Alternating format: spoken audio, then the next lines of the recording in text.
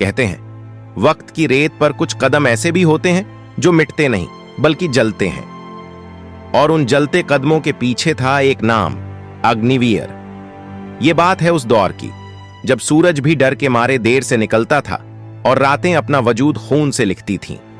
धरती पर न कोई ताज था न कोई तख्त, बस एक जादूगर का अंधा हुकूमत करता था। नाम था उसका कालकूट।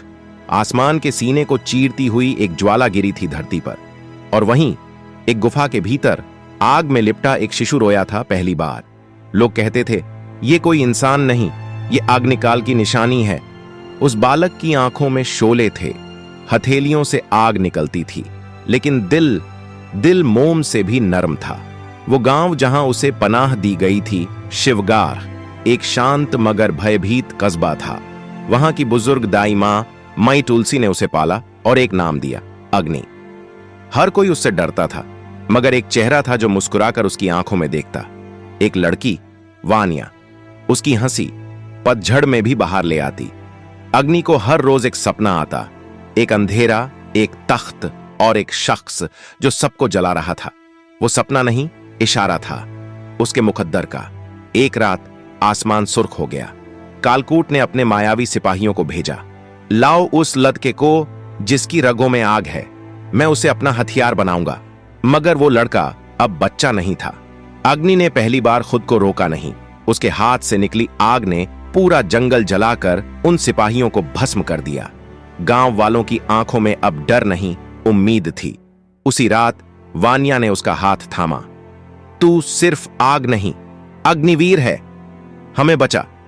अग्निवीर ने उस पल कसम खाई, जब तक इस धरती पर कालकूट की सांसें चलती हैं तब तक मेरी आग नहीं बुझेगी।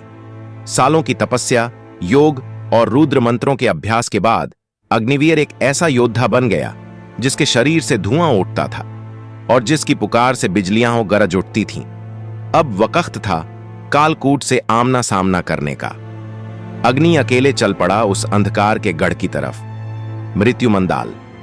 रास्ते में हर कदम पर मौत थी, मगर उससे बड़ा था उसका इरादा। कालकूट ने उसकी परीक्षा लेने के लिए 5 अमर दानव भेजे। त्रिशान, जो मृग तृष्णा दिखाकर योद्धाओं को पागल कर देता। विकराल, एक 12 फुट लंबा बलशाली राक्षस नागना जो आत्मा खा जाता। मारी, जहर से हवा में मौत भर देती, और आखिर में रौद्ररक्षी, जिसे कोई देख भी ले वो मर जाए।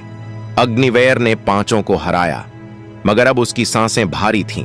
तभी कालकूट ने आखिरी वार किया। उसने वानिया को कैद करके आग के कुंड में फेंक दिया। अग्नि भागा, मगर देर हो चुकी थी। उसके सामने वानिया राख बन गई। वो चीखा नहीं, बस आंखें बंद की और खुद उसी आग में कूद गया। कुछ पल बाद पूरा आकाश सुनहरा हो उठा। राख से निकला एक नया रूप, महाअग्निवीर। अब उसका शरीर धातु जैसा चमक रहा था और आग उसके इशारे पर नाचती थी। उसकी आंखों में सिर्फ प्यार नहीं, अब इंसाफ था। कालकूट ने कहा, तू तो जल गया था, फिर लौटा कैसे? अग्निवीर बोला, मैं आग से नहीं जला, मैं आग से बना हूं। एक भीषण युद्ध हुआ। तलवारें पिघल गईं, पहाड़ टूट गए, आसमान फट गया, और आखिर में अग्नि ने कालकूट को पकड़कर उसी कुंड में डाला जहां वानिया की राख थी। अब तू भी उसी आग में जलेगा जिससे तूने मुझे जिंदा किया था। कालकूट चीखता रहा और अंत में केवल राख बची। अग्निवीर उसी राख को हाथों में लेकर बैठ गया। वानिया की राख। वो बोला, मैं जीता हूं मगर अधूरा हूं। सदियां गुजर गईं, मगर कहते हैं जब भी अंधकार सिर उठाता है, जब भी किसी बेगुनाह पर जुल्म होता है, तो हवा में कहीं धुआं उठता है और एक आवाज गूंजती है, मैं अग्निवीर हूं, ध्वन भी था, आग भी था।